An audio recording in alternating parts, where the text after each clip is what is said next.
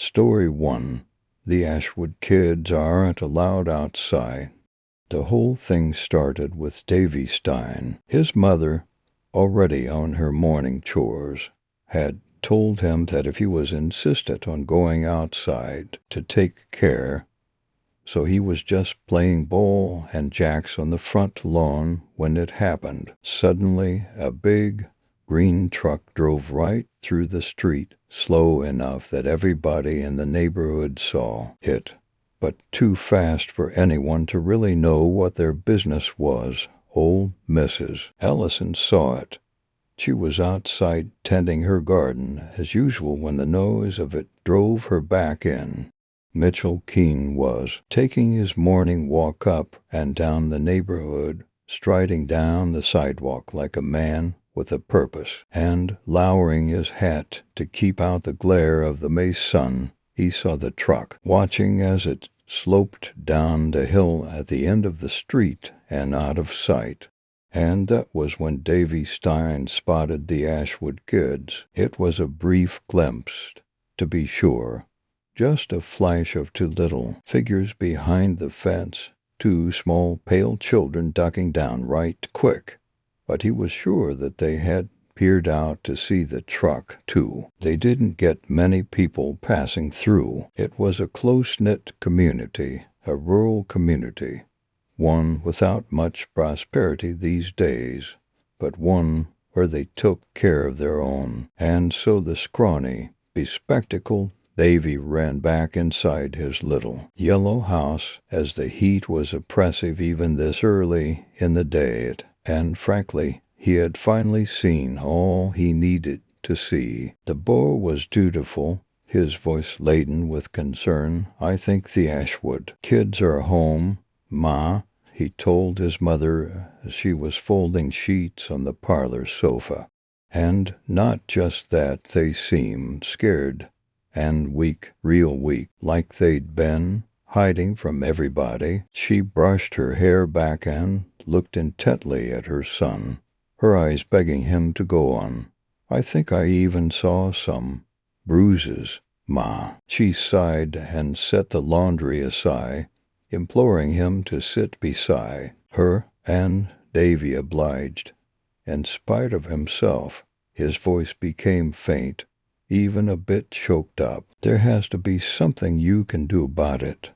Mom, you could intervene. I know you could. You're in the Red Cross. That has to count for something." "Oh, Davy," she said softly. The woman was emotionally drained and exhausted from working all day with no husband beside her.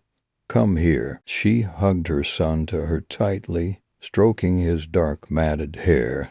"I know you care about those kids. Anybody would. And you never got to have a brother or sister of your own." "Exactly," he protested. "That's a good thing. So maybe one of them could come live with us or something like that." She couldn't help but faintly laugh. "Under this roof, with what food and clothing? Does it just come out of thin air?" She rubbed his arm affectionately. "I feel for those children. I really do. And you did the right thing telling me. But you know I haven't heard back from the Red Cross headquarters yet." Her tired eyes went over to the two-way radio on the stand. Davy tried once more. "Couldn't we go into town? Maybe somebody, you know it's hard these days, especially walking all that way when it's so hot. Maybe when Mr. Shuster finally repairs the car." "All right." He finally smiled back, his big, round eyes still gazing out the window and at the small, plain white house at the end of the street. The Ashwood house. Mrs. Ashwood was inside that very moment, looking blankly at the curtains over the windows, as she, too, had heard the truck. Her children darted back in the house only to withdraw to their bedroom, and she barely noticed. These days she didn't notice much. She considered cursing them for having wandered out again, for disobeying her, but she was too tired. More often than not, she spent her days inside, just listening to the radio, staring off into space as the broadcast droned on, cutting in and out until eventually she fell asleep to the comforting dull of static. Their little blue fridge was nearly empty, but the children were too frightened to say a word, let alone show her tears. She'd grown angry, hard, like a statue of a mother instead of a loving, caring hand to calm them, and so they stayed in their rooms, rocking quietly and clutching one another while the world outside went on without them. Mrs. Ellison lived next door and stood where she did most days, shaking her head and mumbling over the pitiful crops this month. Another lousy harvest. She was the neighborhood gossip, and so naturally, when she'd realized how seldom those kids were seen or heard, she had started to grow concerned. It was lonely for Mrs. Ellison these days, especially after Iggy, her beloved tabby, had died the week prior, so she went to her usual source for chat. Mrs. Stein, just across the street. The old woman knocked, sighing and fanning herself on their porch, until Mrs. Stein appeared behind a worn mesh screen, a smile stretched across her thin face. They exchanged pleasantries, and she told Mrs. Ellison how sorry she was about Iggy. At this, they both went quiet. Then the older lady piped back up, saying how she'd like to get some books, but can't drive any more. Just then their neighbor and farmer emerged from his field behind the houses, good old Jim Van Horn, beads of sweat dripping down his tanned visage. "Hello, ladies," he said with a hospitable grin, and they greeted him back. "Oh, Mr. Van Horn, I've been thinking of going to the library," Mrs. Ellison said wistfully, "but I'm just not sure. Are you heading into town with crops this week? Have you heard any news?" He wiped his face with a rag and shook his head. "I'm awful sorry to say, but it doesn't matter about the library. Old place finally shut down for good. I reckon I'd better have a drink than get back to the seedlings. It's mighty tough this time of year." They said their goodbyes, and at first the old woman was crestfallen, but Mrs. Stein took her hand and told her, "Don't worry now. I had just the thing." She disappeared for a moment back into her parlor, and Mrs. Ellison waited as the lady hastily picked up a couple of paperbacks. "Here," she said, and cheerily handed them over. "Hope they'll do for now. There's plenty more where that came from." With a nervous glance, Mrs. Ellison handed back the book she'd borrowed last week, and with it a note slipped delicately in the cover, the way they always did. Mrs. Stein looked at it covertly and sighed. She knew it all this time.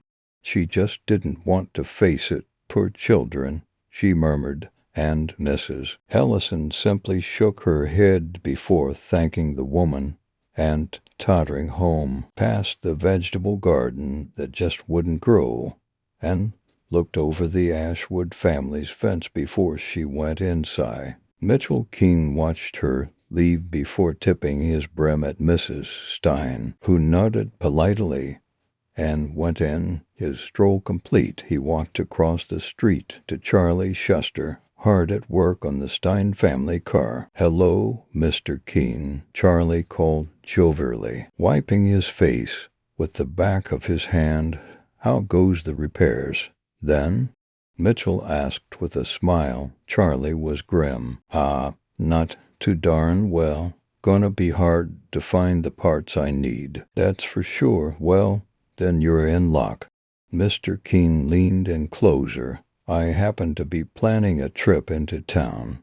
real soon, too. And I'll be able to get resources. You know how we are here. Charlie, he put his hand warmly on Mr. Shuster's. Good times or bad, we always stick together. Speaking of which, now his voice was low and stern.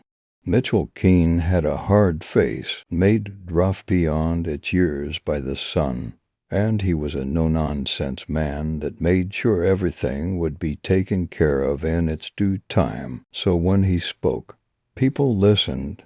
Now, Charlie, he said, I'm worried that I haven't seen the Ashwood girl or boy in a while. Have you? Shuster shook his head. Sorry, can't say I have. It's just that Mrs. Ashwood, well, I'm not sure I trust their mother or what things she might get up to, if you catch my meaning. Mitchell stood upright and sighed, eyes scanning around his neighborhood. Call me old-fashioned, Charlie, but when I look at my boy Henry, well, I just long for the way things were back in the days you could trust a mother with her own children, you know. Charlie nodded. Oh, I do, sir, I do. Seeing kids hurt like that, it's enough to make a fella sick. Mr. Keene turned to face him squarely. We'll be having a little meeting tonight at my house, say around 7. Do you think you could rally some of the folks together? It'd sure be swell if we could talk things out. I'm going out hunting with a few of the boys. He glanced down at his watch. In fact, I'd better hop to it. Could you do that for me, Charlie? Well, sure. He shook his hand amicably. 7 it is. Best of luck on the hunt. It's tricky round these woods nowadays, ain't it? Mitchell laughed and waved as he started home. It sure is. Charlie, see you later. Then, and with their gear and rifles at the ready, the local men set off into the forest, Mr. Keene patting his son on the head and telling him to be the big man. Keep an eye out for any trouble while his father's away. Little Henry nodded, then went looking for a playmate. He finally had gathered up Davy Stein, still restless from earlier, and young Laura Pruitt, a precious little thing who was thrilled to play baseball. With Henry donning his mitt, the three took to the open street and began idly tossing the ball around, all a bit tired what with chores and that scorching sun.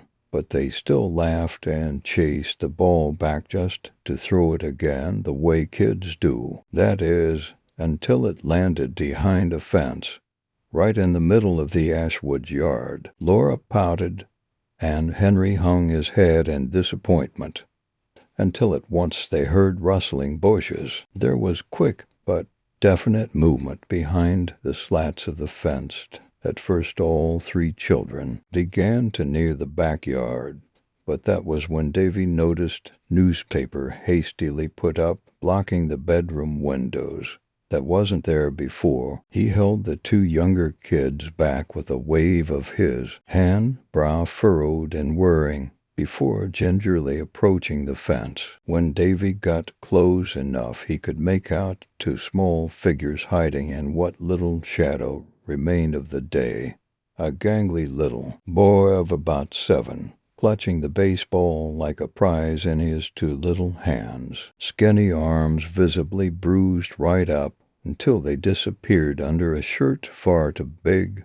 It was even worse than anyone had thought. Silently the boy, Annie, was his name.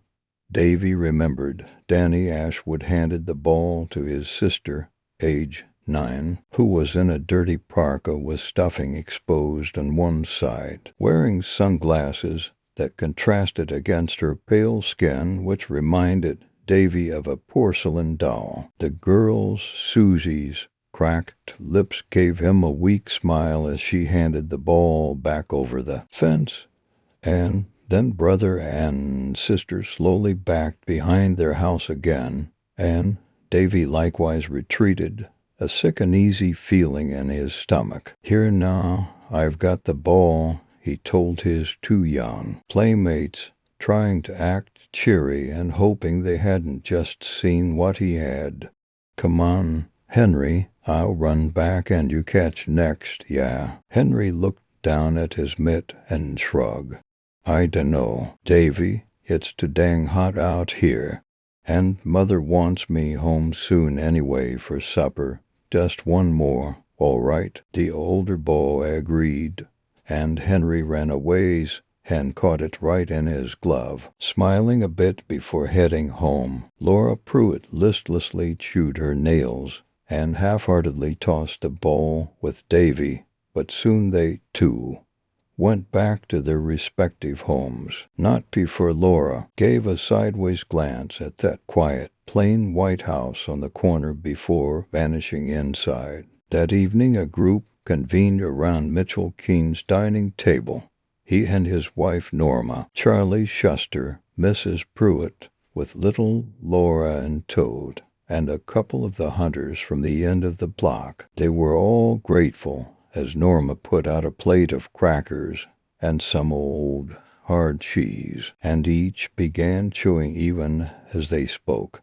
"I have seen those poor children ducking down when I pass by," Mrs. Pruitt said, appalled. "I mean, my Laura never got that thin, no matter how tough times were." Some of the others nodded in agreement. Charlie chimed in, "And I haven't seen them playing with no other kids, neither.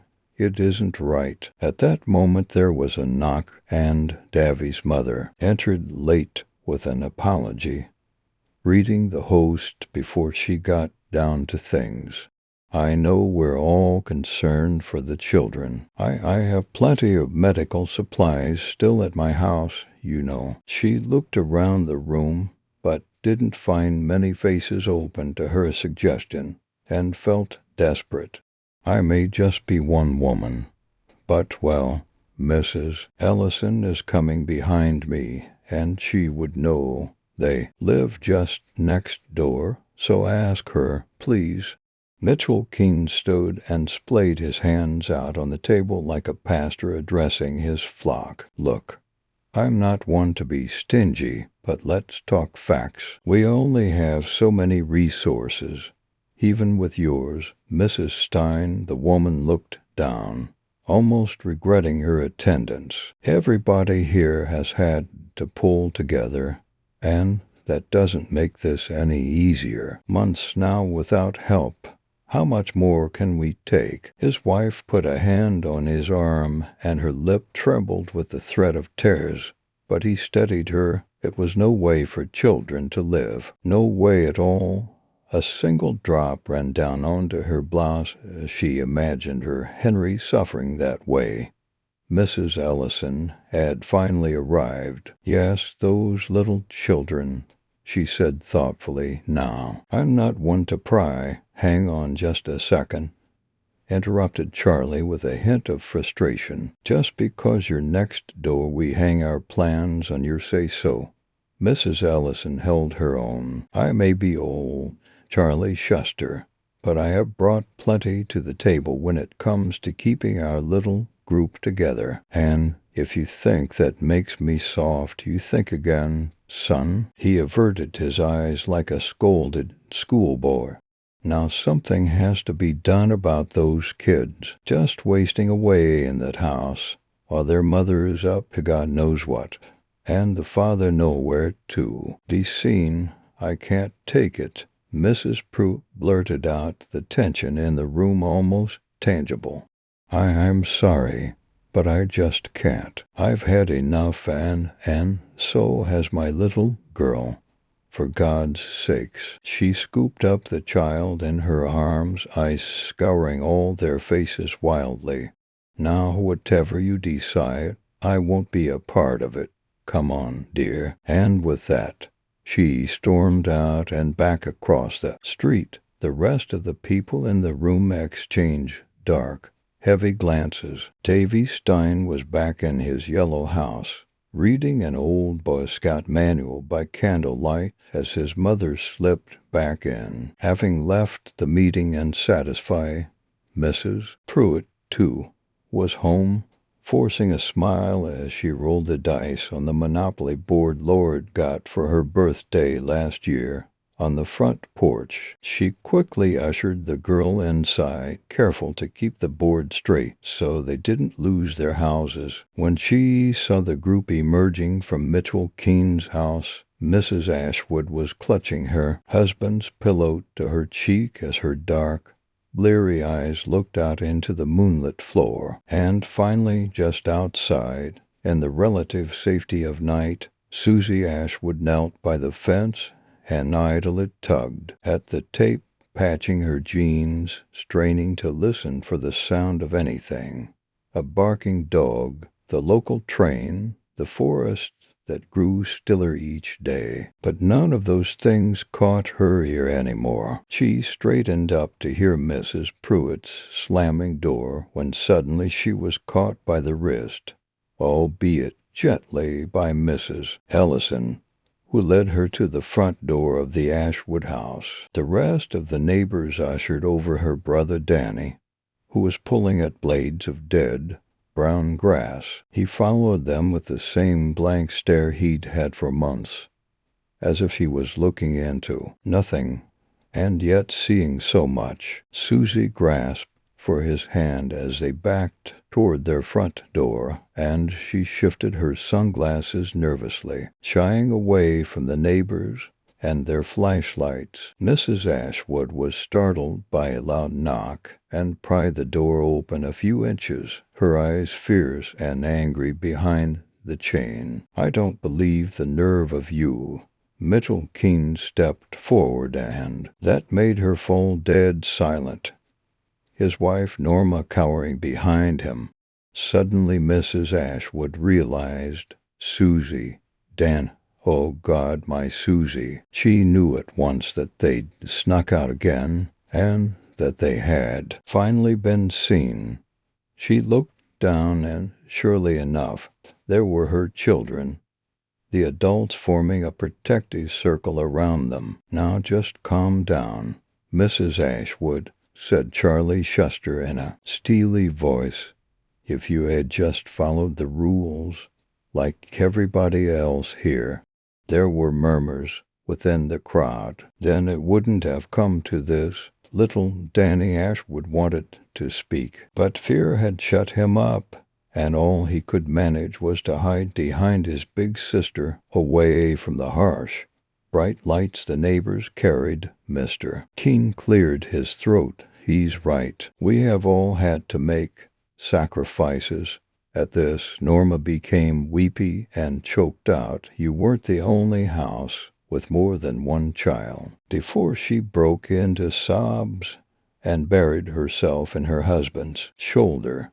But Mitchell just put on a hard, strict manner and said, "Mrs. Ashwood, you should be thinking about everyone. There are other children in this community, not just yours. I know I'm a senior woman." Mrs. Ellison rasped, "But that doesn't mean I'm ready to die yet, and nobody else should have to if we can just make it through. Nobody else that can work. I garden.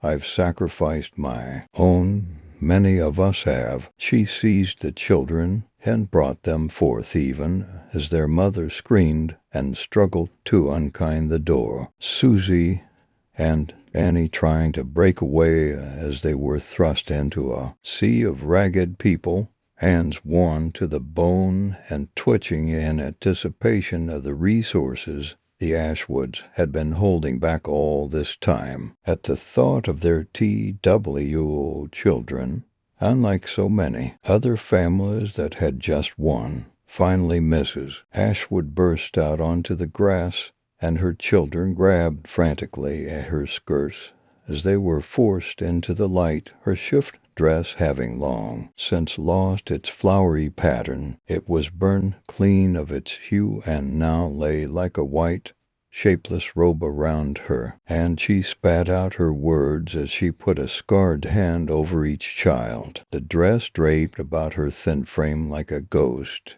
"You cannot have my children." Her screech rang out into the night, and that was when the neighbors, the posse, saw the two of them and fell silent. Danny, his head bulging out at an angle where hair didn't grow, and his legs curved in slightly at the knee, eyes looking up at all of the adults red-rimmed as he left out a rattly cough, making them to take a step back, wanting so much to protect him.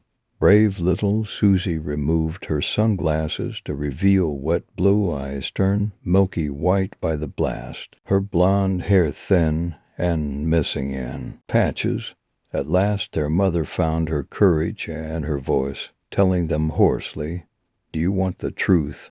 Because I can tell you that much." Even Mitchell Keene looked down at his feet. There was a slow, poorly feeling settling into all of them, and Mrs. Ashwood was at her breaking point. "My husband took a new job down in the city. We were visiting him the 23rd. Do you see, then? Do you see?"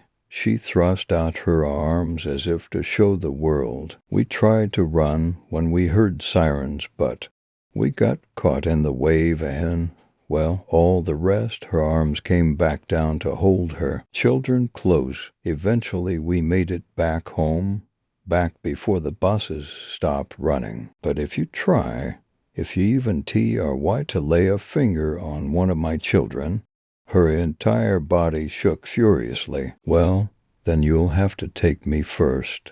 Charlie Shuster shook his head and walked off in disgrace. The Keenes backed away, Mitchell speechless for once in his life, before dismissing everybody, back home with a wave of his hand as the rest began to disperse. Mrs. Keene slowly kneeled down to the children's level, cautious not to get too close in order to meet Susie's pearly white gaze. Norma whispered to them both, "I'm so sorry, forgive us."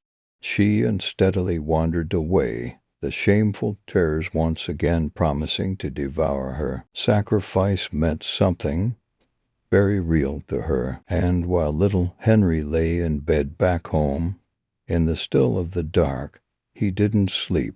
Not facing the empty bed opposite his, not anymore. Once inside, Mrs. Ashwood bolted the door and sank to the ground as she held her children close to her, breathing hard with relief. The exhausted, hungry crowd begrudgingly went back to their porches, sat back on their sofas, realizing with defeat that there was nothing they could get from the Ashwoods. They had been in the city zone at fateful September day, and couldn't yield a thing for the increasingly desperate neighborhood, exposed and infected the way they were.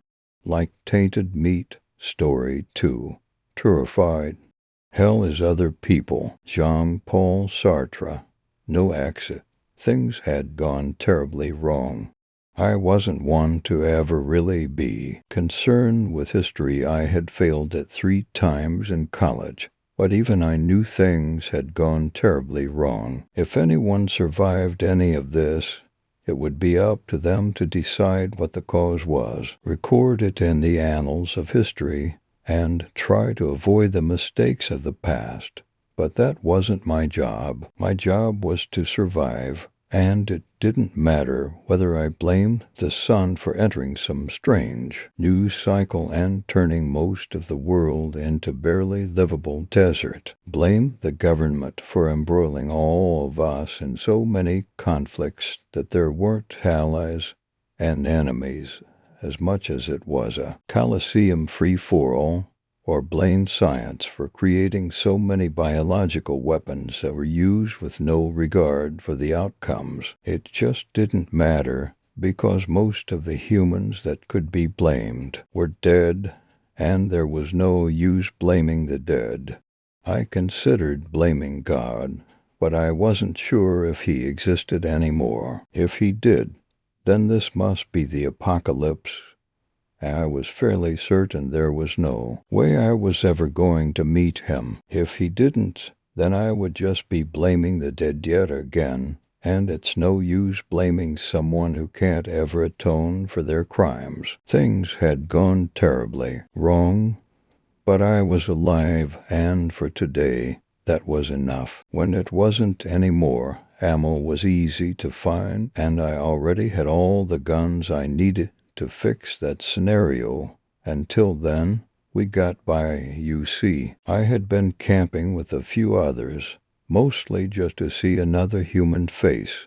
When I woke up in the morning, there was me, Wolf, the Rev, and Chickadee. I know those weren't their real names, but it didn't really matter anymore what names were, since there usually weren't enough people to share it with anyways. Besides, keeping nicknames made it a lot easier to pull a corpse from a tent and chuck it into a deep hole without burying yourself down there with it each time. There had been more of us at one time, but for a lot of those folks, being alive just wasn't enough anymore. They all found out some way, be it through guns or just disappearing one night into the wasteland. They got out when they needed. The four of us got along pretty well, but we didn't get along much. The camp was pretty quiet most of the time, unless one of them things wandered close.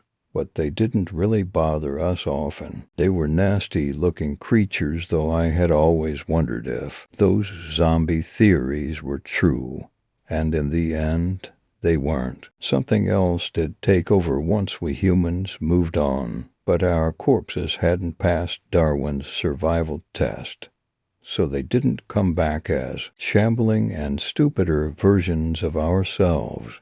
I'm not sure where the things came from, but they were there and they were dangerous. They could rip a person apart in just a matter of minutes, and those bodies definitely never got back up. Maybe they were the next step of evolution. All I knew is that they were ugly to look at, and overall pretty bright creatures despite their appearance. They walked and looked like humans, but their limbs were a little longer, with sharper claws and teeth like our animal counterparts. Their skin was solid black, which probably helped out with them. Living in a newly desert world, it looked cracked, charred almost, but I never really got close enough to tell you much. For the most part, they were solitary, but you could hear them talking at night, hissing and spitting in some language I didn't try to understand. It gave me chills to hear it,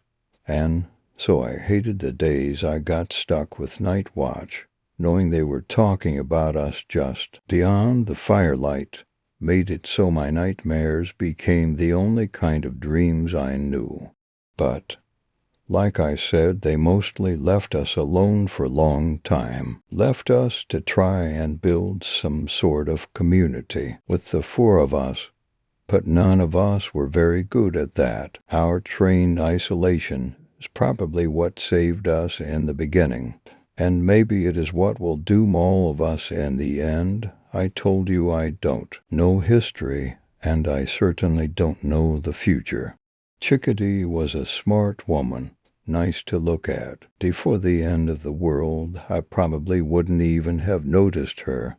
But in this desert sand, her blonde hair and blue eyes turned her into a goddess of limitless beauty. We slept together a few times, but it was mostly going through the motions, and neither of us really seemed driven to make it a normal occurrence. It was nice to have some comfort when the booze wasn't enough, but something about the new emptiness and the constant sense of doom made even sex bland and undesirable. She was smart, and we talked a bit. Mostly she talked and I nodded.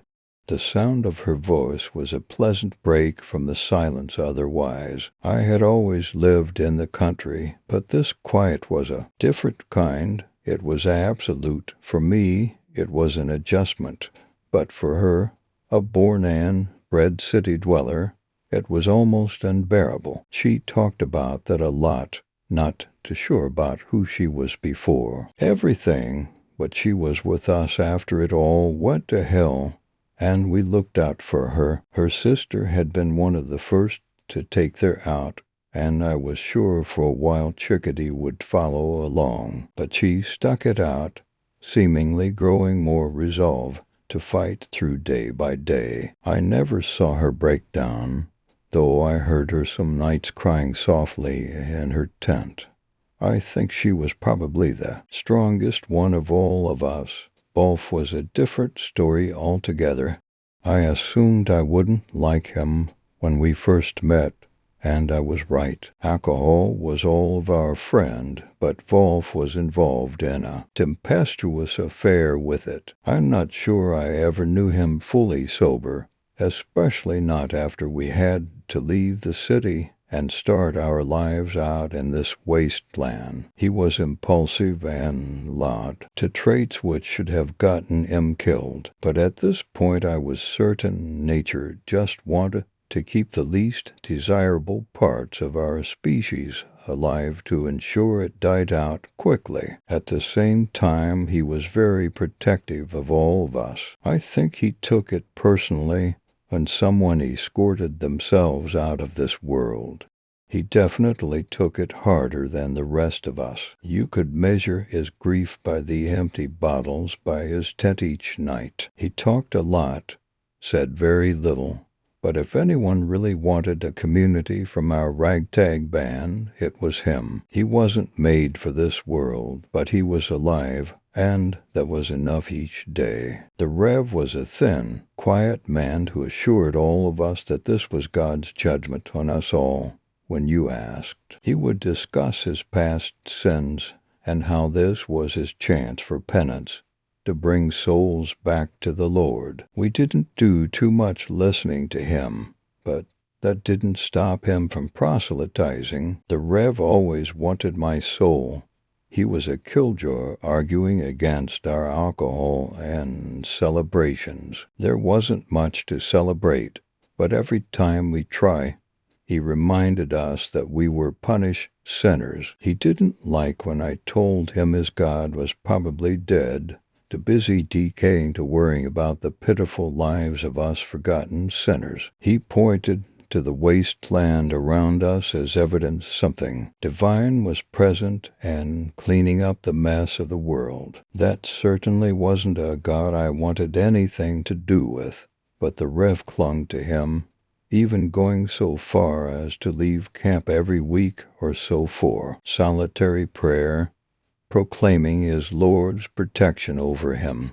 I guess it worked for him, but I didn't trust the Rev, not a bit. He was always a secretive sort, and he was adamant that his precious holy water, kept in a flask at his side, could not be used by anyone. We all nearly died of dehydration before we got camp set up, and the Rev refused to part with a drop.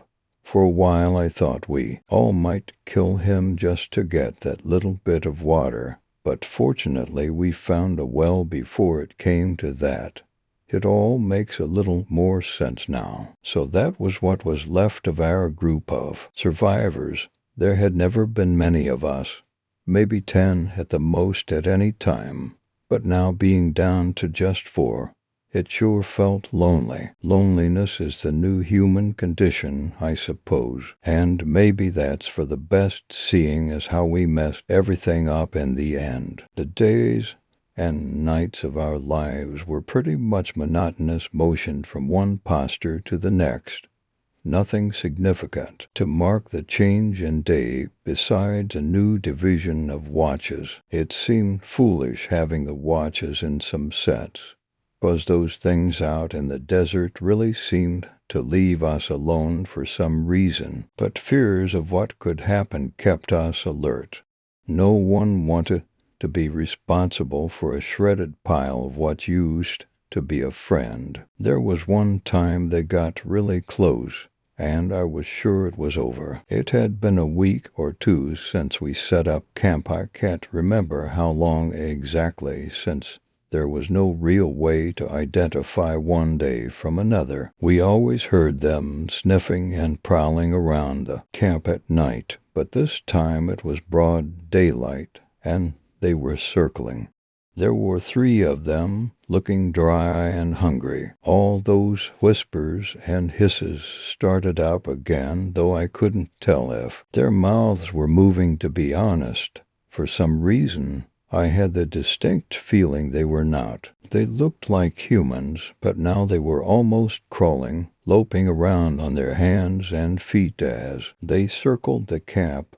They were pockets of midnight on the brilliant plains, pitch black from head to foot, eyes included. We were all alert, watching, waiting. The Rev was praying. We waited, feeling our hearts began to sink as they began to tighten their circle, moving in on us, the cornered prey. Volf and I pulled out the supply of guns you were hoarding and began loading up, resolved to at least go down fighting. We never got our chance, though, because the Rev had abruptly stopped his mumbling recitation to walk towards those nasty things. They stopped, looking at him, expectant in a way. I knew they were going to lunge, rip his throat out before a bullet could reach them, but instead they waited. "Be gone," cried the Rev, his words flying back to us on a stiff breeze, bringing with it a rotten smell from those things.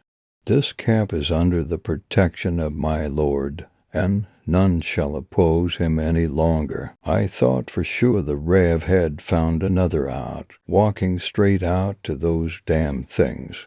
But instead those creatures stood and walked away with just a few lingering hisses in the wind. They didn't go far, but they went far enough away that we couldn't smell them any longer, and they had turned into tiny black specks on the perimeter of our camp. I have to admit I began to think I should start listening to the Rev a little bit more. Chickadee felt the same way, only she was a lot more trusting of the Rev than I was. That night she spent the whole evening talking to him about his faith, his God, his Lord. The more I heard it, the less I thought his miracle was in fact miraculous, and more it seemed just lucky. It was the most ridiculous information I had heard about how his God decided to start anew on this world, replace those who had defied him with creatures of his own design, how he, the Rev, was a prophet to bring humanity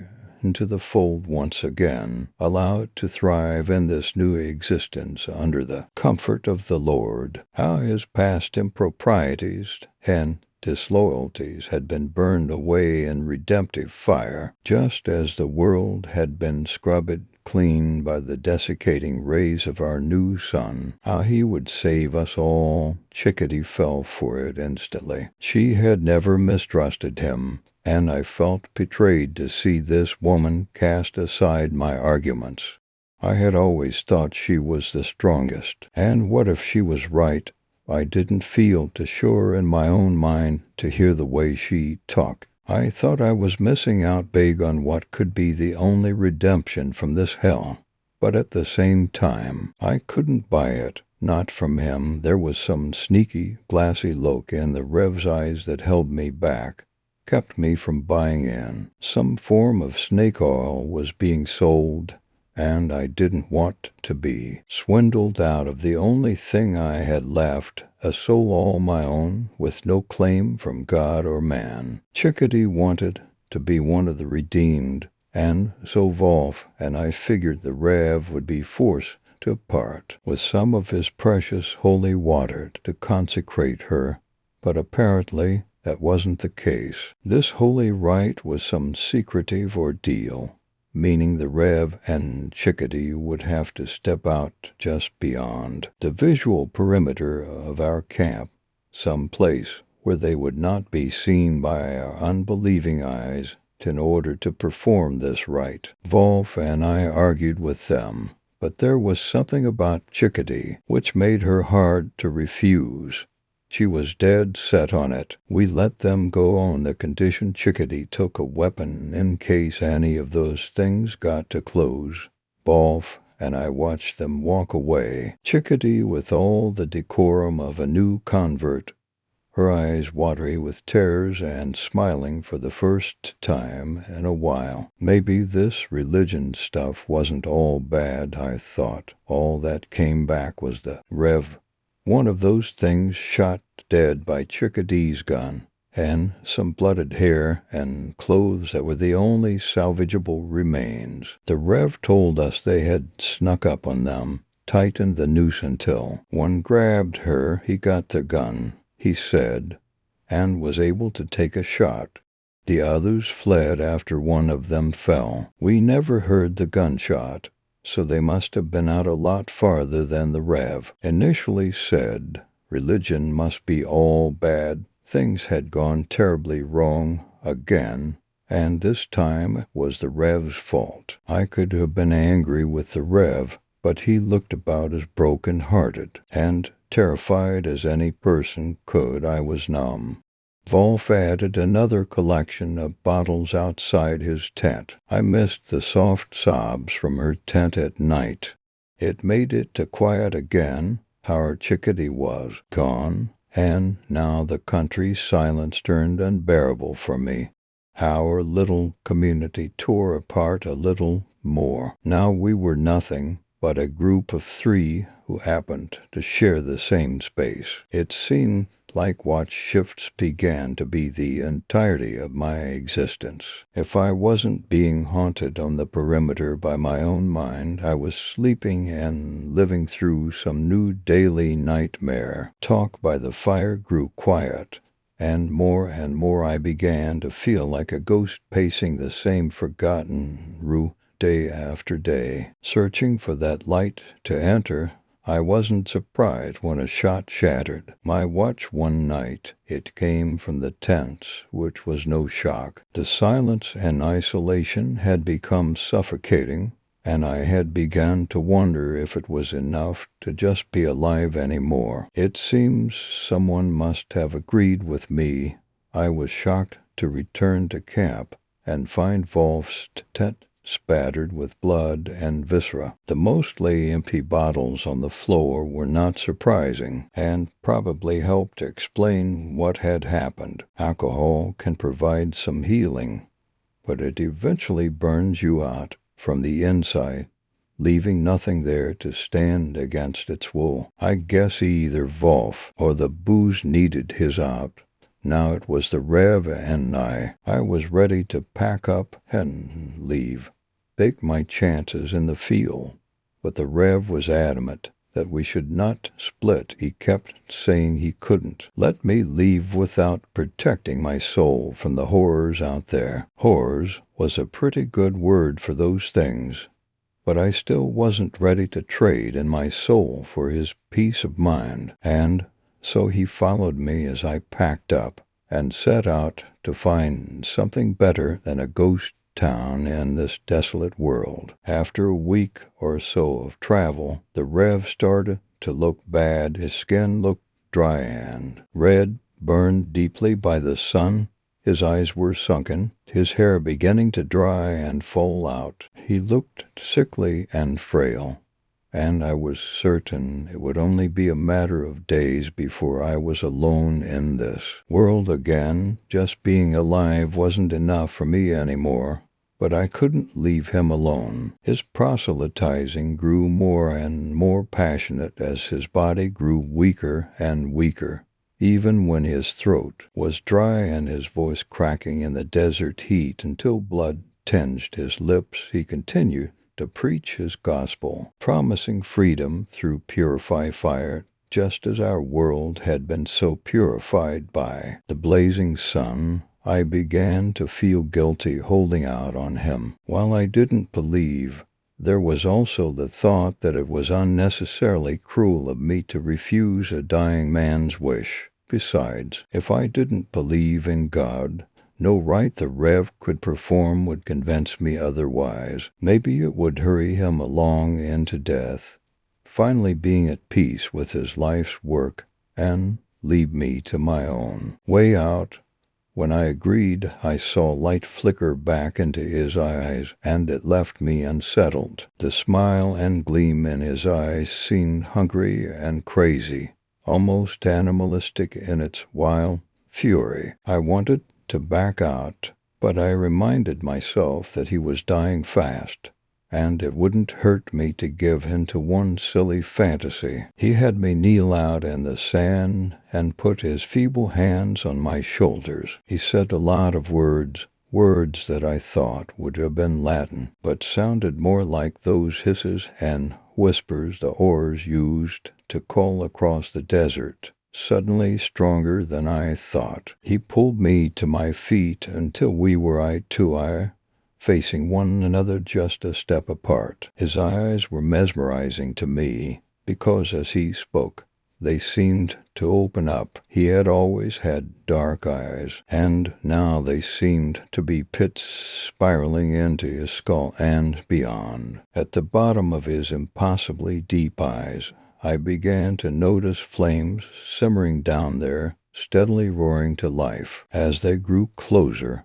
I began to feel the heat on my shoulders where his hands dug into my body. I began to feel flames licking along my body, ripping away whatever human was left of me. Purify me, as the Rev had promised, into one of those things, those horrors. As I watch his face, unable to change my gaze, only able to scream into the nothingness of wilderness, I saw his skin begin to rejuvenate, flesh turning young and soft again.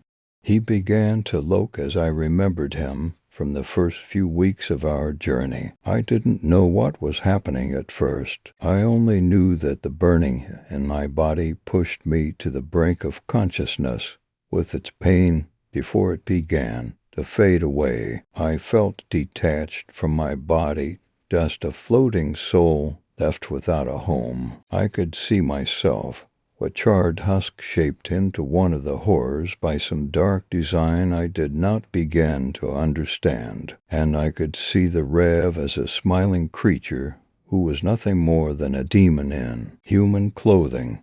I had been taken in, and the Volf had raided the hen house. I got it now. I knew who his Lord was, and I knew that he certainly was God of this God-forsaken world.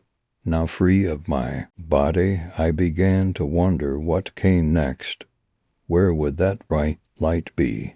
Would I find heaven waiting after trudging along this hell? Just as my freedom began to sink in as an uplifting reality, I heard the whisper hiss of the Rev speaking something terrible. I could feel it as terrible even if I couldn't understand the words. I saw him open that flask of what we had assumed was holy water, watched him lift it to the lips of my hallowed body, and let the thing drink. And then I felt something dragging me back down, ripping me from my escape and caging me as some new spirit flowed from the flask into the creature. My own being filled the flask. I got to keep the one thing I had left, but only because that was the only thing left of me, just a collection of thoughts and feelings. Without anything to tether me, I was a caged soul, still my own, but unable to do a thing about it. Unknowingly, I had traded Isoland, along with it everything I am, to the devil. It's a daily living hell. I don't get my out anymore. I'm alive for today, and tomorrow I will be as well, 'cause I don't have my bullet savior. I'm not what I was. I have nothing left but my own thoughts, and most days that isn't enough.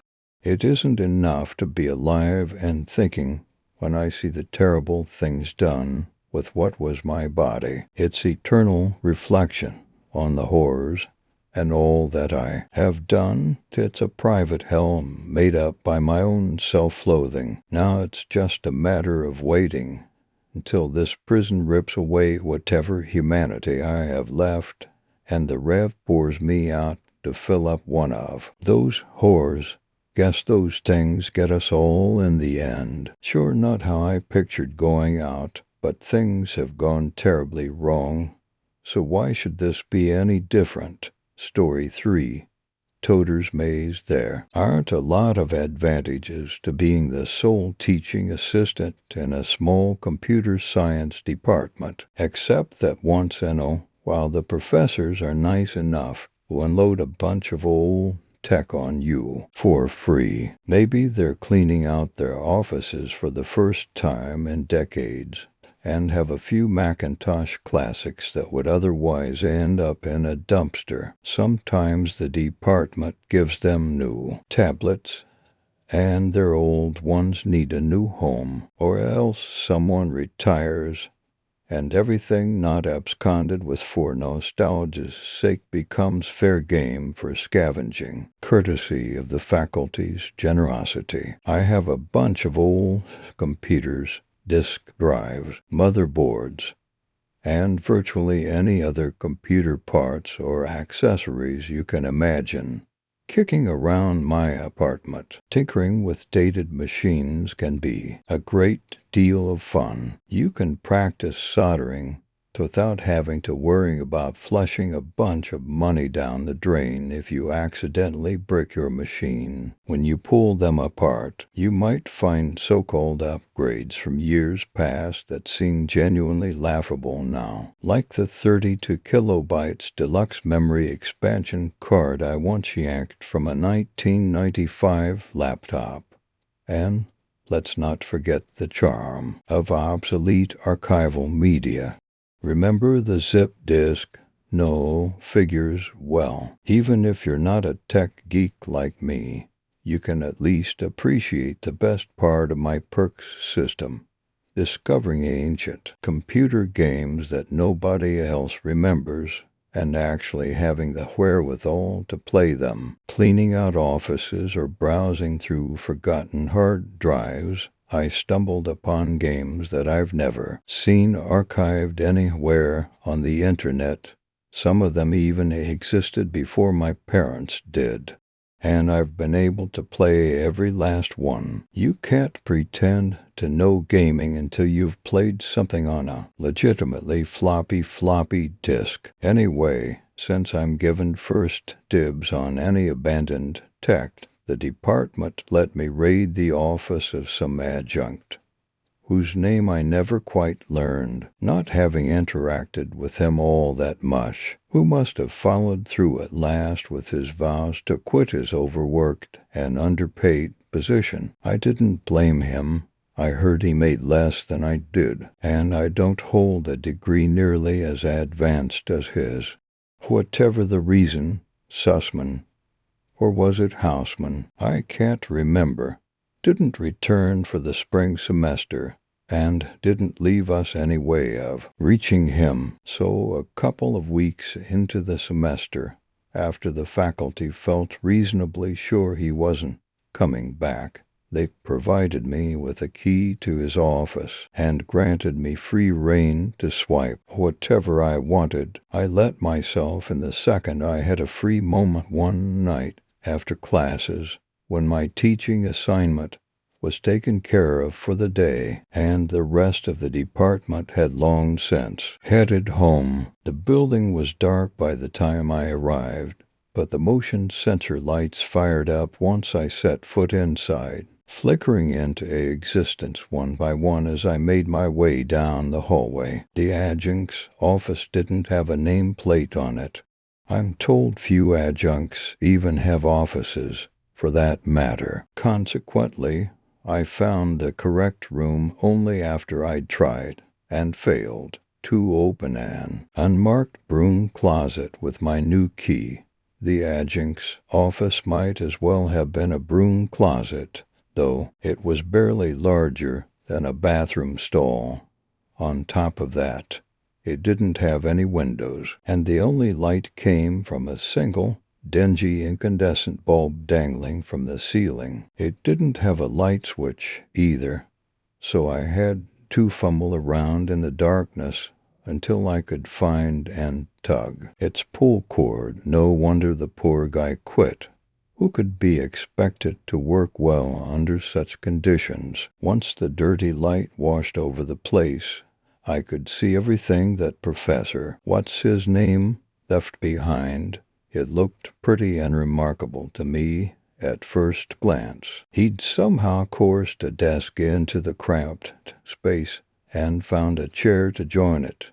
Both of them wobbled at the slightest touch. A bulky cathode monitor occupied most of the desk's surface, while a keyboard and mouse perched on what space was left in front of it. Shoved into a corner, a stack of coding textbooks had begun to gather a thin layer of dust. One sight struck me as pretty odd, though. A cup of coffee, still almost entirely full, had been set beside the chair and evidently forgotten. Nothing interested me right away, so I riffled through the desk's drawers in search of something worth taking. Pens and pencils clattered inside, rolling off piles of coffee-stained lecture notes and small hoards of second-hand office supplies.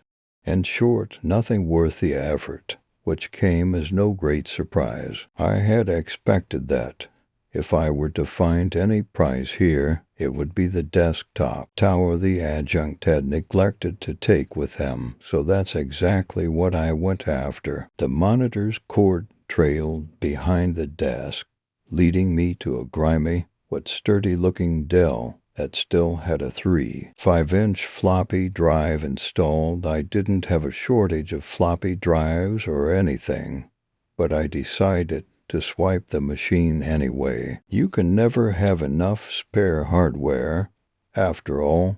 Besides, I wanted to scope out what kinds of files the adjunct kept on that computer.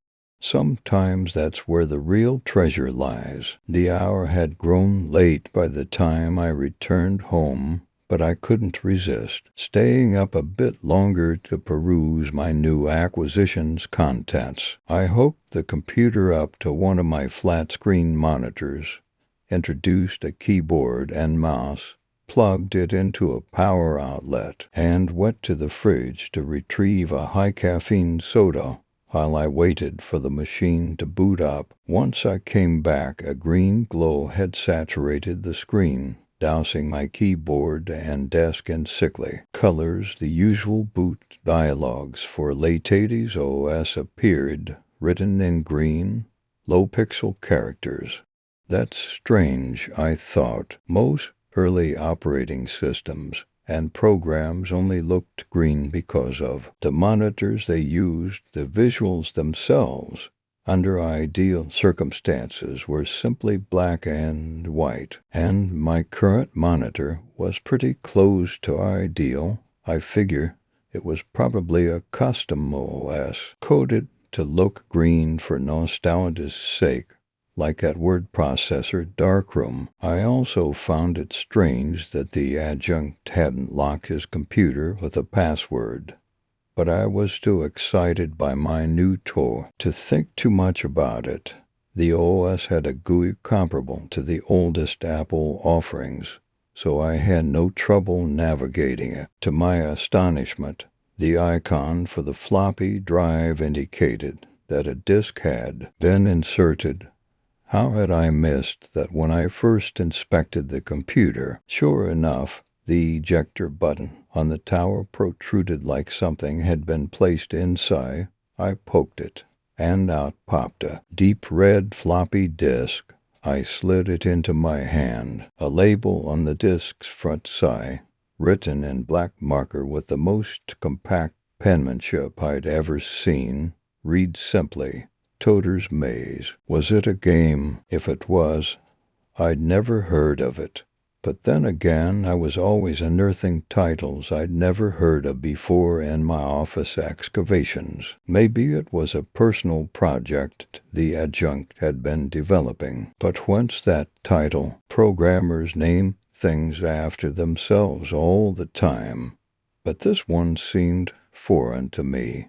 I couldn't have told you the adjunct's name, but I felt confident it wasn't Toter. By that point, my curiosity couldn't be restrained. I slid the disk into its drive and ran the single executable file it contained. The mouse cursor turned into an hourglass as the computer processed my command, Then, for no more than a millisecond, it transformed into a completely different shape. I could have sworn it looked like a terribly distended face, but I didn't catch a close enough glimpse, because shortly thereafter the screen went black. A second or two later, blocky green text, cleverly arranged ASCII style, a look as if it were dripping or melting, filled the screen. Toter's maze appeared in gigantic font, with a single red dot punctuating the center of the O, resembling a pupil caught in a camera flash. Beneath the title, a substantially smaller font presented me a binary command: begin Y. And messing with the arrow keys, I found I could move the red dot around, but that it couldn't maneuver beyond the letter that ringed it. I appreciated this simple diversion that the programmer had thought to include. It showed some consideration for the player. Wondering what the rest of the game entailed, I hit the Y key. The screen again went black, save for the O with the red dot. Small green letters began to appear one after the other with seconds-long intervals between them, as if they simulated someone making a tentative remark. Eventually, they finished spelling their message. "Are you sure? Y." And what a bizarre feature, I thought. Usually you saved something like that for quit functions, so that a user doesn't accidentally lose all their progress from a botch keystroke. The unexpected dialogue only made me more curious. I pressed Y. At that, the small letters erased themselves one by one, saving my Y for last. Then the large O disappeared.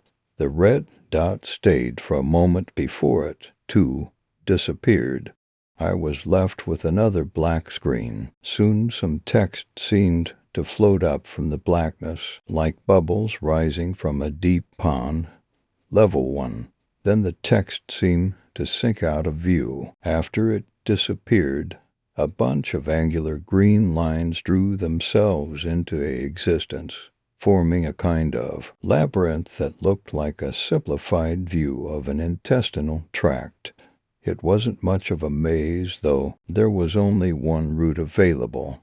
No branching paths, no dead ends. The red dot from the title screen waited at one end, and a blue dot of slightly smaller size resided at the other. I presumed that I controlled the red one, and I was right.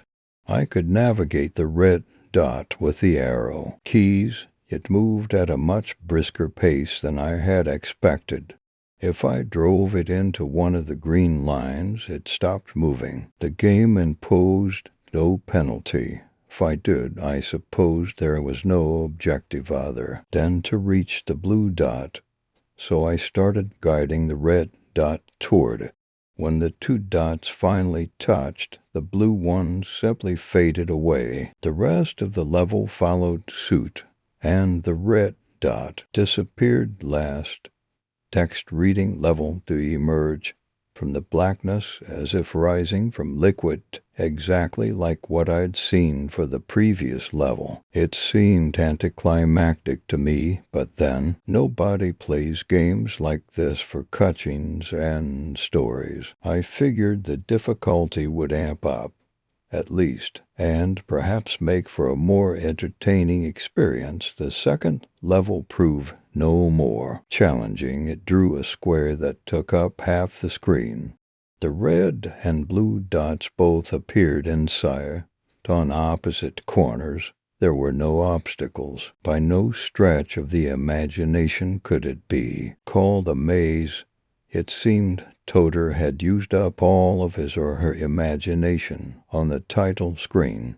Needless to say, the level didn't take me long. Curiously, the victory animation was a little different this time. Instead of fading outright when I touched it, the blue dot disappeared line by line, each successive section seemingly absorbed into the red dot as it vanished. It seemed weirdly fluid compared to everything else in the level. The next few stages began as usual and had designs equally as insipid as the first two. A basic, featureless rectangle, a longer rectangle, bland as the first, a straight line barely wider than the red dot I controlled, leaving me no option but to move in one direction toward the blue dot. All that changed was the animation. At the end, sometimes the blue dot seemed to dissolve, others it cleaved into before disappearing. In one particularly arresting instance, the top quarter of the blue dot seemed to be lopped off, landing beside the dot's remains, then vanishing like the rest of the stage.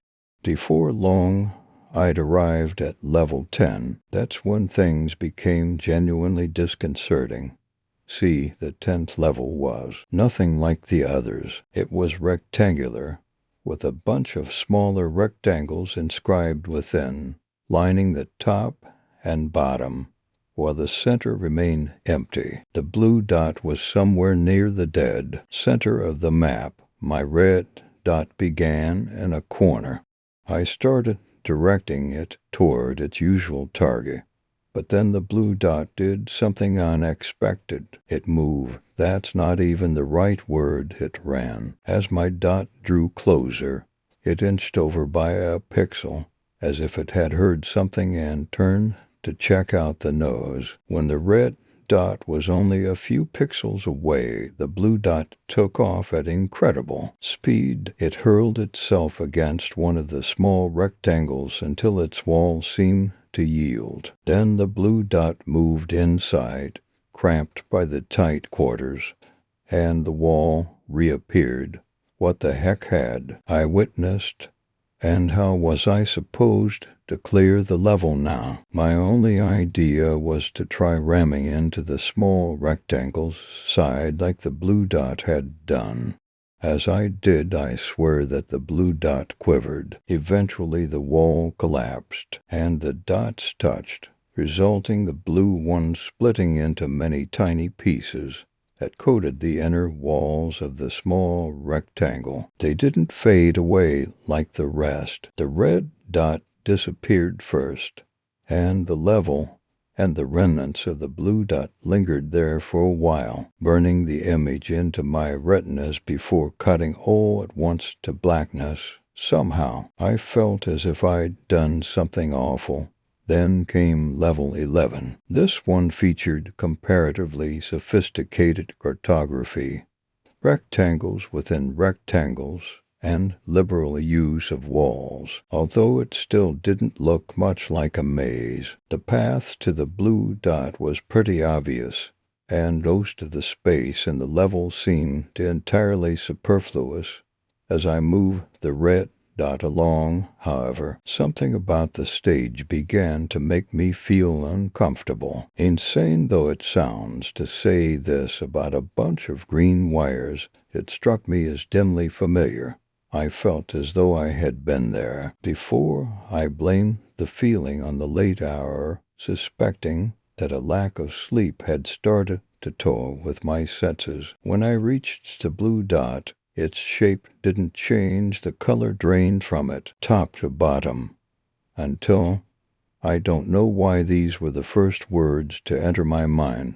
A gray husk remained. I told myself I sounded crazy, but I couldn't reason away the dread I had begun to feel. It weighed upon my chest, constricting my lungs, adding to my panic with each breath. Somewhere in my fight for air, I realized why the 11th level seemed so familiar.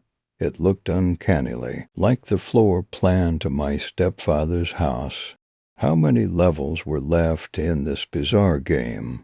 Even one was too many. I didn't want to play any longer. I pressed every key on the keyboard, but none of them, nor any combination of them I could think to try. Let me exit the program. I tried to force the computer to shut down by holding its power button, but even after 2 consecutive minutes of pinning it, the screen still showed that hateful game. All the same, I couldn't bring myself to pull the plug on the machine. I somehow believed everything would stay on even if I did yank the tower's plug from its socket, and I doubted I would react well to the sight. As if reading my mind, the level finally began to change. Instead of the entire thing fading to black, however, the red dot grew in size, expanding until the whole screen shone red. If migraines can be said to have a color, that red would be it. It seared my eyes, and when I held them shut to guard against the scorching pain, the imprint of a horribly distended face glowed against my eyelids. Reflexively, my glance darted from it, but the thing reappeared wherever my eyes settled. Unlike most residual images that soften and fade over time, this one seemed to grow more detailed by the second. Its skull was deformed, stretched into an oblong shape like pulled putty. Its jaws seemed detached, one side hanging much lower than the other. Where its eyes should have been, I saw only empty sockets that nonetheless seemed to watch me with malevolence. There was no way for me to avert my gaze from its frightening, hollow stare except to open my eyes again. Once I did, the screen had at last turned black. I felt far more afraid of not finishing than finishing, so when I went to level 12, I recognized this level, too. It clearly matched the floor plan of the computer science department, being almost an exact replica of the fire escape diagrams I'd seen posted on the walls. There, the level's blue dot ambled about the stage, pausing at certain points, while swaying back and forth over them. The red dot lingered in a small room that corresponded to the location of the adjunct's office. "It's only a game," I chanted to myself like a mantra. "It's only a game." My ritual almost restored my calm until my cell phone buzzed, stridently vibrating atop my desk. I yelped at the sound. I couldn't help it. A text message had arrived. I felt reluctant to pick it up, expecting some correspondence worthy of the ring, but it was only something from my mother. Even so, that put me on edge. She was far from a night owl, so for her to need to contact me at such a late hour did not bode well. "Something's happened to Ron," the message read. "Ron was my stepfather. I don't know what. Blood everywhere. I don't understand. Have called police. Too shaken to talk right now. Call me soon, please." My stomach had knotted so tightly that I nearly vomited. I felt responsible. I almost certainly was responsible. What the hell kind of game was I playing? Who would make a game like this? And why? I couldn't finish the thought before I ended up disgorging my soda onto the floor. I slumped forward, the sting of stomach acid hot in my throat. As I pulled myself upright, I glimpsed the slow, deliberate movements of the blue dot on the screen. Based on its patterns, it probably indicated a member of the custodial staff. The poor fool had no idea what horrible fate awaited. For that matter, neither did I. Could only imagine, but didn't much want to imagine, what the red dot signify.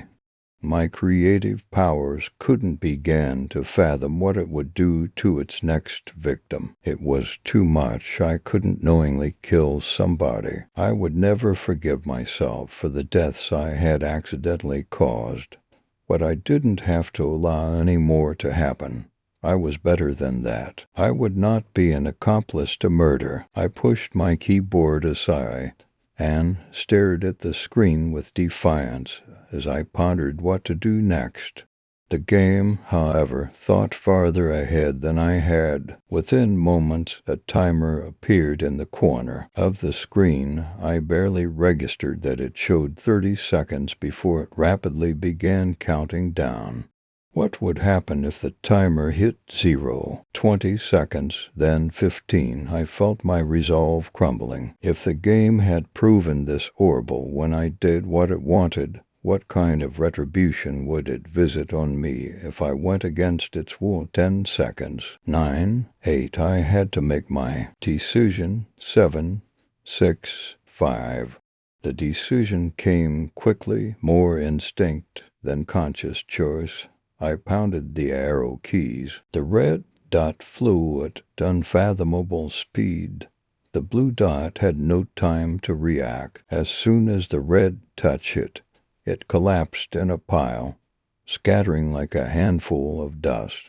The stage turned to water and fell from my eyes. By the time I had dried them, the hateful green font had risen. Final level, stage 13.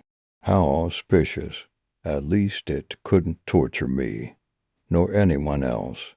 After one last death, I felt almost grateful that there would be only one more, and tried to think of his or her demise as a sacrifice to the well-being of everybody else. It would almost be a good thing, ending this horror once and for all. I had a moment of panic as it occurred to me that the game might try to pull a fast one on me. What if the final level featured an abundance of blue dots, like a crowded shopping mall on the other side of the world or something? I couldn't do that. At least I didn't think I could. The text gradually disappeared. The levels, blue and red dots, appeared first, one of each, with almost no distance separating them. I began to heave a sigh of relief until I saw the map. It was my apartment, rendered in harsh green pixels. I whirled around in my seat. I couldn't see anything in the darkness, for my eyes had adapted to the brightness of my monitor. I thought I detected a faint red glow on the walls around me, even though the only light source in the room was emitting green. I felt my body begin to lock up, starting with my legs. The tension worked its way up my body until it settled in my jaw. My mandibular muscles clenched so tightly I thought I'd drive my teeth into my skull, but I couldn't help it. I'd never known fear so intense. There were no sounds but the pulse in my ears, no movement around me but the flicker of shadows in the burgeoning red light. I wheeled myself back to the computer screen. It was completely awash in blinding, migraine red. I clenched shut my eyes. Deep in my own darkness, I spotted a flicker of red. It drew closer and closer. I didn't even need to see it to know what it was. That face, that thing I had unleashed, had returned. It came so near that I thought I could feel it breathing on my face. I opened my eyes. The face had overtaken the screen. It glowered at me for a moment.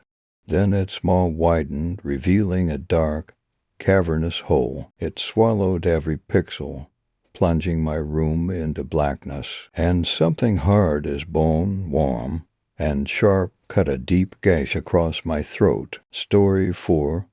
Grandpa's Hand. I remember the first time I ever saw Grandpa's hand. I was a little kid at the time, and I didn't know the story behind it. Nobody did, as I found out. It was just a skeleton hand he'd picked up somewhere. When I first saw it, of course, I was frightened. I'd never seen a skeleton before, at least not in person. And this was a human hand just sitting in a box among all of our old stuff. When I'd asked my mom about it, she told me it was Grandpa's. I, of course, being a little kid, was horrified, assuming she meant it had actually been part of Grandpa's body. Why would we keep part of Grandpa? Grandpa Brown. He was on my mom's side of the family. He died long before I was even born. I'd been told this before, so it was easy for me to think it was actually his bony old hand sitting in that box. No, no, honey, my mom exclaimed, as I panicked like any ordinary child would. It's not actually his hand. He just found it someplace and brought it home with him. Naturally, I was confused. Why would anybody just pick up an old hand and take it home? I asked this, and my mom shrugged. He just thought it was cool, she replied casually. I wrinkled up my little nose, put off by the thought of somebody thinking it would be cool to keep someone else's bones around their house. As I grew, I stopped worrying about the hen so much. It became a distant thought in the back of my head, and as the days and months and years went by, I actually started to think it was kind of cool, too. Just something that comes with age, I guess. After a while, we started showing it off. We kept it in a safe place, of course. It was old and only held together by wires, and it was already missing a thumb bone. I'd always wondered why that one bone was missing, but nobody else seemed to know either. My parents always told me it was just missing when Grandpa had found it. I would think sometimes about what would cause someone to lose just one little bone from their hand. I eventually stopped worrying about it. It probably just got separated from the rest of the bones in the hand at some point, washed away by water or blown off into the distance by wind, probably. Or maybe it was still buried deep in the ground around where Grandpa had originally found the hand. In any case, it wasn't here. It was part of what made the hand cool, though it gave it character and made it different and interesting. As I began to find it cool, I started getting the same weird kick out of telling people who asked about it that it was my grandpa's hand. I finally understood as a teenager why my parents and sister always said it that way when company would see it and ask about it. It was silly, but it was a fun, harmless way to mess with people the first time they'd come over and see the hand hanging up on a wall or sitting on a shelf. Ooh. Where'd that hand come from, they'd ask, and one of us would always grin and say, oh, that's our grandpa's hand, of course. That would get weird looks and startled "Are you serious?" responses. Then the family would share a laugh, and one of us would explain that it was just one he'd discovered one day and decided to keep. Everyone else started thinking it was cool, too. There was one thing, though, I always got a weird feeling around the hand. It was kind of creepy, having a human hand around, and I'd think back to when I was a kid and I first saw it. I didn't like that it was always out in the open, which was why I was secretly glad when my older sister decided to make a shadow box for us to keep it in. It was a nice box, too. Black velveteen fabric lining the back, clear, sturdy glass, nice, dark-stained wood, and even a little golden latch to keep it closed up so the hand wouldn't get dusty. I especially liked the fact that it had a latch. Something about being able to make sure the box stay closed made me feel more comfortable. My only regret, especially after what would happen down the road, is that it never had a lock on it.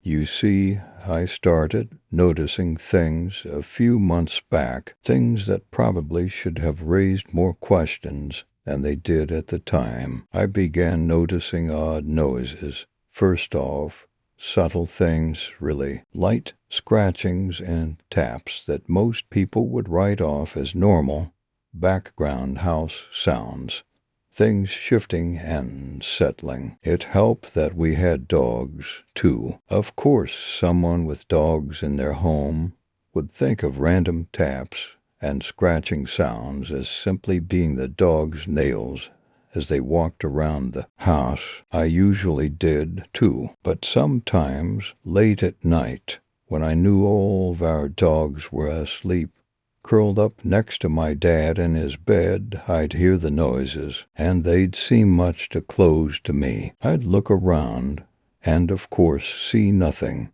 As time passed, though, the noises started changing. I'd hear a sort of grating sound, like someone pushing on something that wasn't willing to move. Sometimes I'd hear something like wood splintering, but there was never any sign of anything being broken. No little shards of busted wood around any of the furniture or doors. I figure it was my imagination.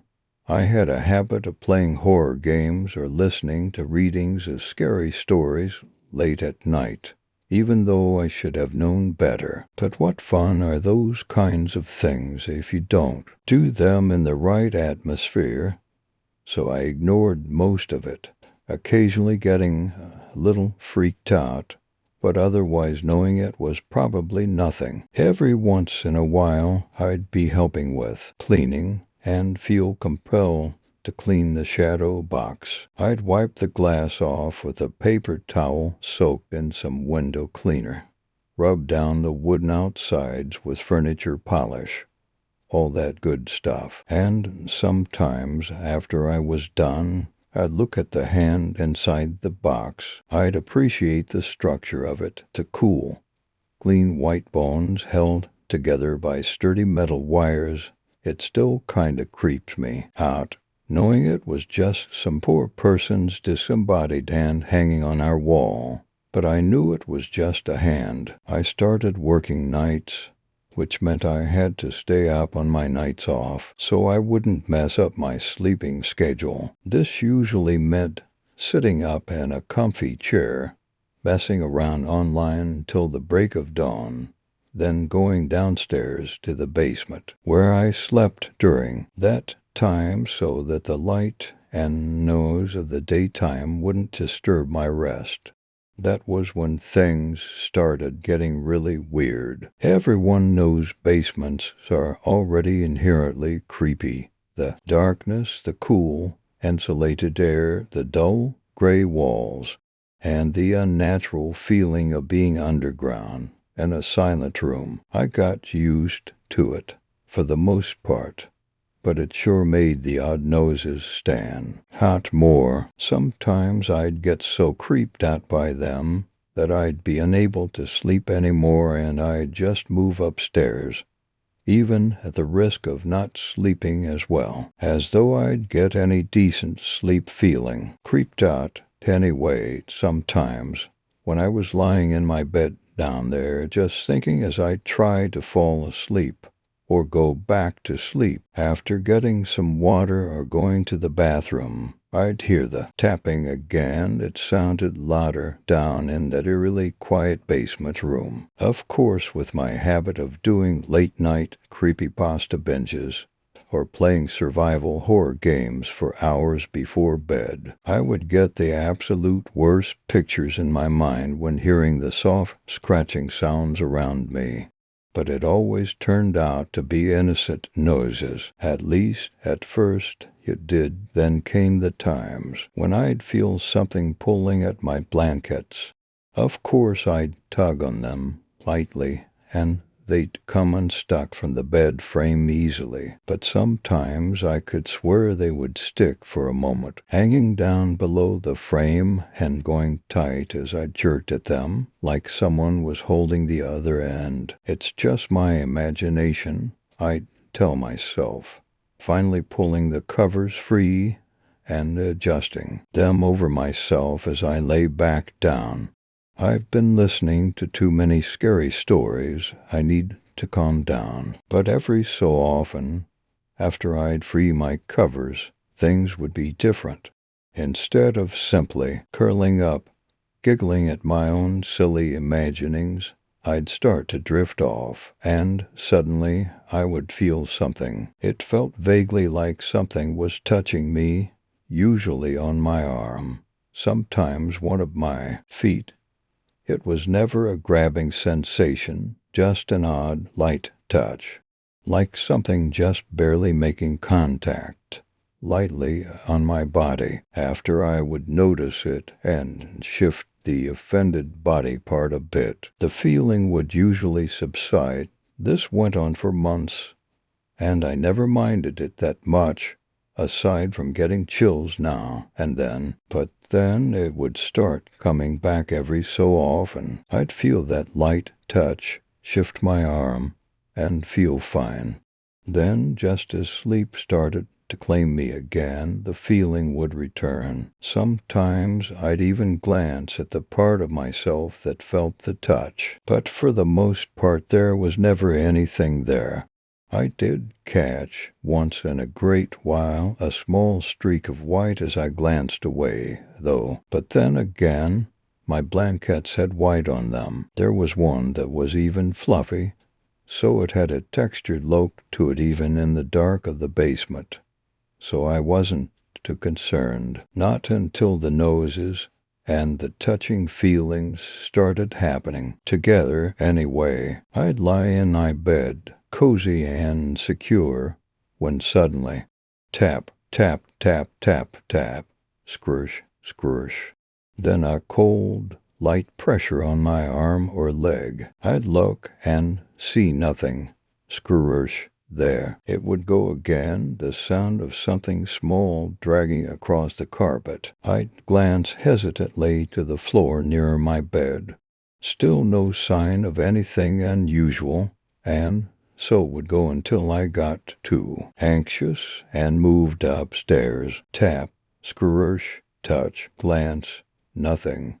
This would happen so rarely that I never thought much of it until the next time it happened. I'd catch those little, moving glimpses of whiteness in the corners of my eyes each time, but there never seemed to be anything there. It'd happen while I was up late, too.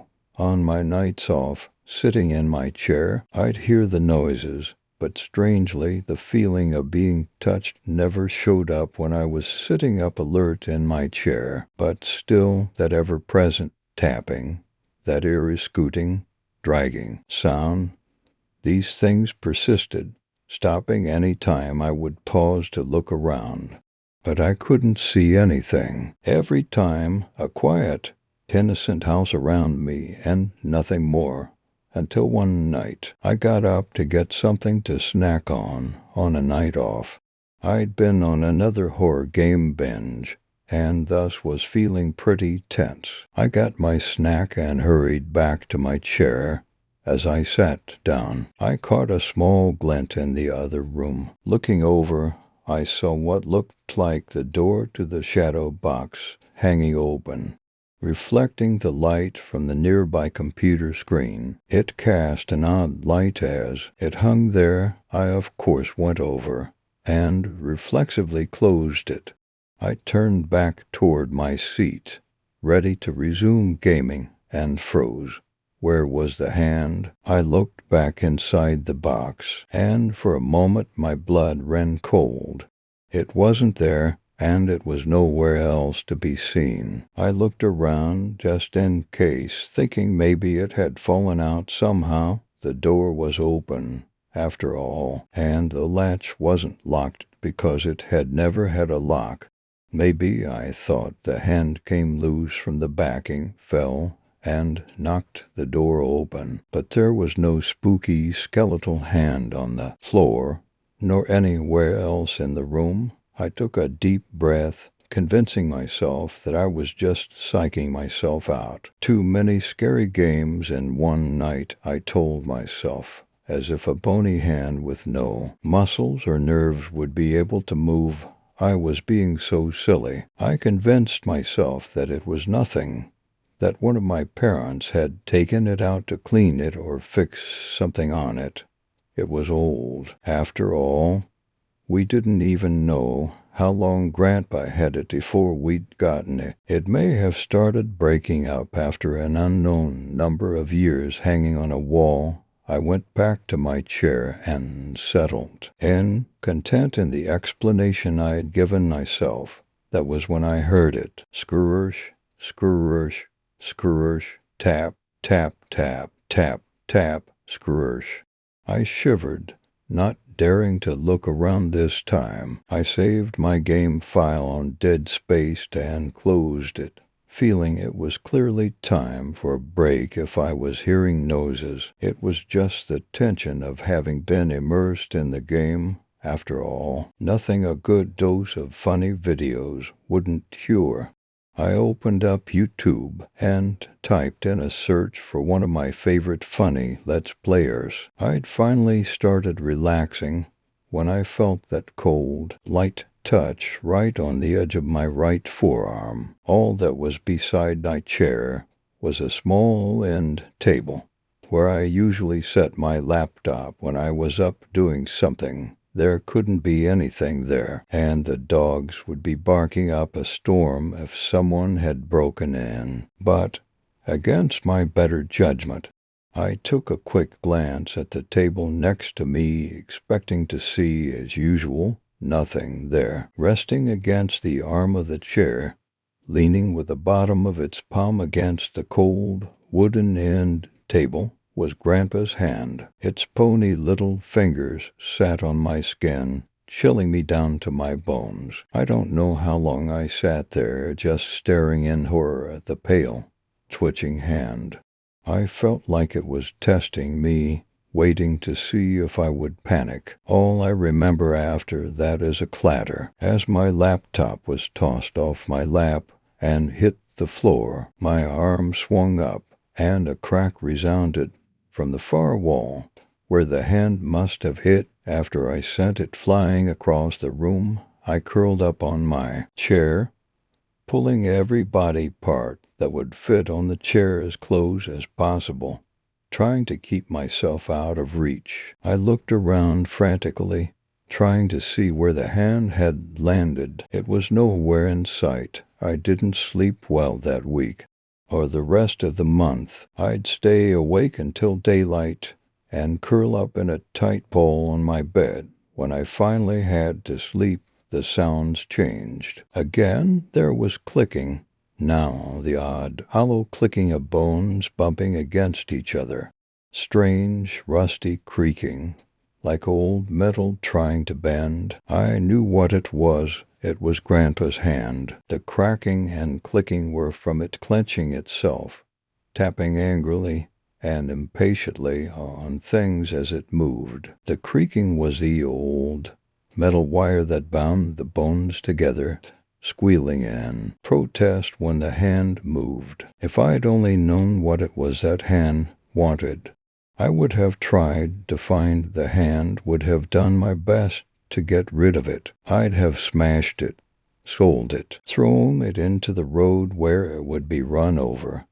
Anything to make it go away before it could hurt someone. It was months later when something finally happened again. By then, I'd almost forgotten the hand. The noises had even stopped, something for which I was extremely grateful. I'd moved on to another job by then, surprisingly, not due to being fired for falling asleep at work, as you might think. No, it was just life moving forward. Anyway, there was one night, after things had calmed down, that I started hearing something again. The fear and panic flared up, and I immediately curled close in my chair, pressing myself against the back of it. I looked around frantically and saw one of my dogs, Zoe, walking out from my dad's bedroom. I relaxed, laughing at myself a little.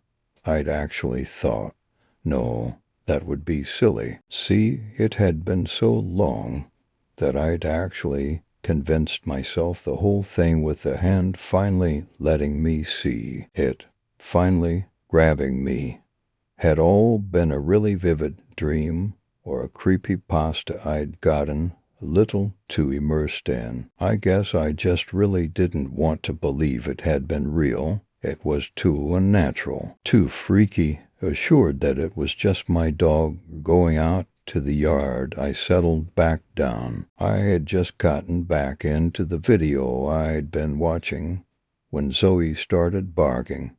sighing Hanoi. I went outside to see what had her bothered. I figure it was nothing. It was probably a far-off sound only she could hear, or our neighbors being up way too late making noise, like they sometimes did, and Zoe always had a habit of barking non-stop at things once she got going. So I wasn't surprised that even as I called out to her to stop and come inside, she didn't. I went out to where she was, looking around with a flashlight to see if anything was there. Something was there. All right, the hand was back. It had a hold of Zoe, trying to pull her closer. Its long, sharp fingertips dug into the material of her collar, jerking every few seconds, fighting her for control. I shook myself free of the initial shock of seeing it again, of realizing it was real. I kicked it as hard as I could, careful not to hit Zoe by mistake. I tried to grab Zoe, to carry her inside and lock everything that led to the outside world. She bit me hard. She'd been really scared by that hand, and I didn't blame her. All the same, it freaked me out when I realized that she'd taken off the end piece of my thumb. I tried to get it back, ignoring the pain and shock, ignoring the blood coming out in sharp little spurts from my now severed fingertip, but she ran off into the darkness of the backyard. Still terrified, I tried to find her, but she'd hidden somewhere, and I was too freaked out to worrying about it. I ran inside, woke up my dad, told him Zoe had been scared by something. I wouldn't tell him what it was.